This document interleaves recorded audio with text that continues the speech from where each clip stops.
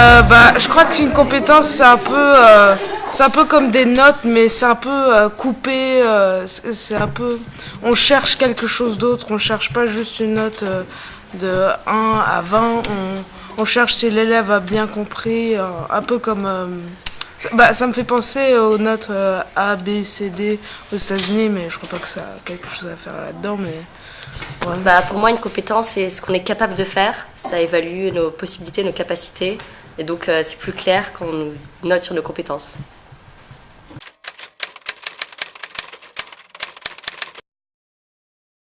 Alors pour moi, la différence entre une compétence et une note, et une connaissance, pardon, c'est qu'une connaissance, c'est par exemple 2 jours avant apprendre sa leçon par cœur, et du coup, le jour de l'évaluation, pouvoir la réciter très facilement sur la copie. Une compétence, par contre, c'est quelque chose qu'on peut vraiment masteriser pendant tous les contrôles. C'est vraiment quelque chose, par exemple, l'utilisation du microscope. C'est quelque chose qu'on pourra faire en toutes circonstances et qu'on n'a pas besoin de réviser pour pouvoir l'accomplir le jour d'après, quoi. Donc la différence entre une compétence et une connaissance pour moi, c'est une connaissance, c'est savoir sa leçon par cœur, comme on a dit avant, et de la réciter et puis de l'oublier.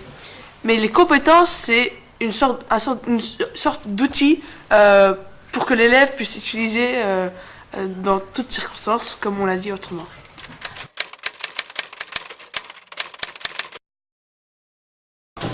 En fait, ça fait 2 ans qu'on parle du mot compétence à l'école, comme vraiment les compétences comme il y aura au brevet, mais en fait en primaire aussi on travaille avec les compétences, juste sans le savoir, avec avoir acquis quelque chose, non acquis et tout, c'était aussi des compétences. Je crois que j'ai entendu le mot compétence soit l'année dernière ou soit en 5e, mais j'ai pas vraiment tenu beaucoup d'importance parce que je croyais que c'était une autre manière pour formuler les notes ou un truc comme ça, mais...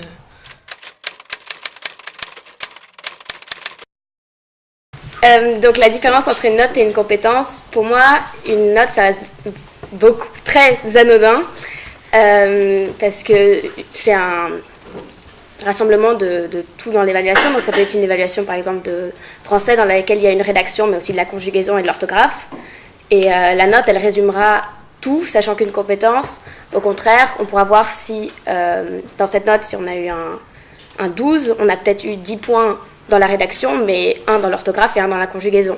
Donc la note, ça nous permet, les compétences, ça nous permet de bien nous rendre compte dans quel domaine il faut qu'on s'améliore plus.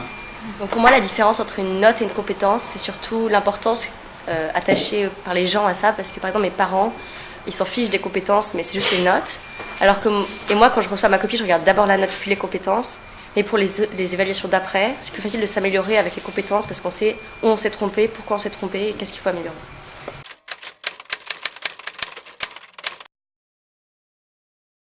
En fait, notre prof de français nous a distribué une fiche sur laquelle il y aura toutes les compétences sur lesquelles on va être noté durant l'année et qui seront pris en compte pour la note finale du brevet. Et à chaque fois qu'on a une nouvelle compétence donnée par le professeur, on doit la mettre sur notre cahier. Donc, Monsieur Dinet nous a donné au début de l'année une feuille, un tableau avec toutes les compétences qu'on va devoir remplir au fur et à mesure. Et en fait, ça nous permet de comparer si par exemple, un jour au début de l'année, on a eu un non acquis dans tel domaine, et puis si au fur et à mesure de l'année, on s'est amélioré dans ce domaine. Et du coup, ça nous permet de comparer les... Alors en SVT, les compétences, de ce que j'ai remarqué par exemple, ils sont utilisés pour les utilisations plus pratiques. Si on fait par exemple une expérimentation, on aura une compétence qui sera sur comment on a fait notre dessin d'observation ou comment on a utilisé le matériel à notre disposition. Une autre peut-être comment on a utilisé le microscope, enfin des choses comme ça. Ouais, c'est comme ça. Par exemple, en sport, le prof nous a juste dit qu'il allait nous évaluer sur les compétences et pas sur les notes, et qu'il n'allait pas nous donner de notes. Donc le professeur de sport, au début de l'année, il nous a même pas parlé des notes, il s'est vraiment concentré sur les compétences, en nous expliquant ce qu'on devait pouvoir faire en 3e. Notre professeur d'SVT, quelque chose qu'elle fait et qui je trouve est plutôt bien, c'est qu'elle nous donne les compétences avant qu'on ait commencé l'exercice. Et donc ça nous permet en fait, pendant qu'on fait l'exercice, de vérifier les compétences et de voir si on les a bien acquis pendant l'exercice.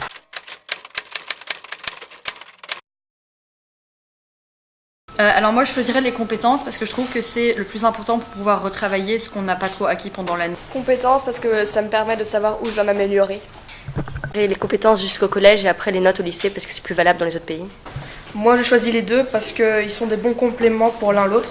Et les notes, ça permet de voir comment on a réussi sur l'évaluation en soi, et la compétence, c'est plus quelque chose qui va nous aider à progresser dans le futur. Moi, je dirais les deux aussi, parce qu'une note, bien que ça reste très vague, comme Hugo l'a dit, les deux se complètent. Et une note, ça nous permet, on peut se donner un objectif à atteindre. Moi, je dirais les compétences parce que je trouve que c'est moins stressant au niveau des parents et au niveau de nous-mêmes. Et c'est aussi la meilleure façon de progresser à l'avenir.